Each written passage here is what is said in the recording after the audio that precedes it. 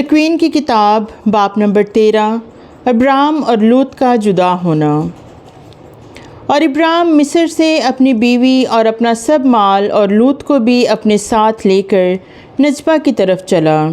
اور ابرام معاشی اور سونے اور چاندی سے بڑا مالدار تھا، اور وہ منازل طے کرتا ہوا نجبہ سے بیتیل میں اس مقام تک پہنچا جہاں پہلے اس کا ڈیرا تھا، بیتیل اور آئی کے درمیان، اس جگہ جہاں اس نے پہلی قربان گاہ بنائی تھی، اور وہاں اس نے خداوند کا نام لیا۔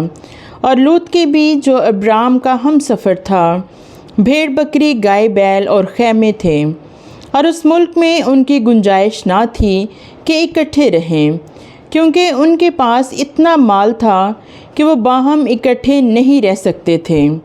اور نیز ابرام کے چرواہوں اور لوط کے چرواہوں میں جھگڑا ہوا کرتا تھا، اور کنانی اور فرزی اس وقت ملک میں رہتے تھے۔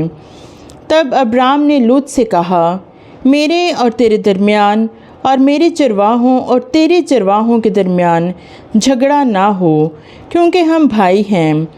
کیا تمام زمین تیرے سامنے نہیں؟ پس تو مجھ سے جدا ہو۔ اگر تو بائیں طرف جائے تو میں دہنی طرف جاؤں گا، اور اگر تو دہنی طرف پسند کرے تو میں بائیں طرف جاؤں گا۔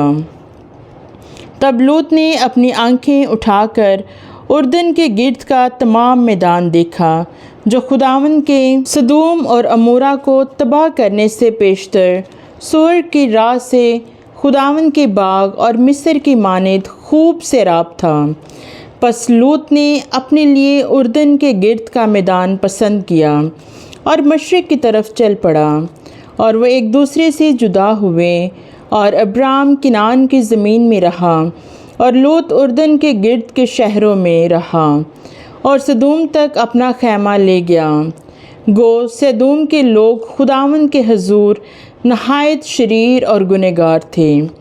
اور بعد ازاں کہ لوط اس سے جدا ہوا، خداوند نے ابرام سے کہا، اپنی آنکھیں اٹھا اور اس جگہ سے جہاں تو اب ہے، شمال اور جنوب، مشرق اور مغرب کی طرف نظر دوڑا۔ یہ تمام سرزمین جو تو دیکھ رہا ہے، میں تجھے اور تیری اولاد کو ہمیشہ کے لیے دوں گا۔ میں تیری اولاد زمین کی گرد کی مانند بناؤں گا۔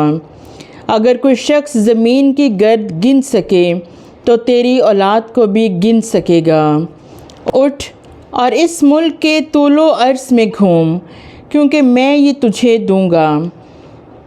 پس ابرام نے اپنا خیمہ اٹھایا اور ممرے کے بلوتوں میں جو حبرون میں ہیں جا رہا، اور وہاں پر خداوند کے لیے ایک قربان گاہ بنائی۔ آمین۔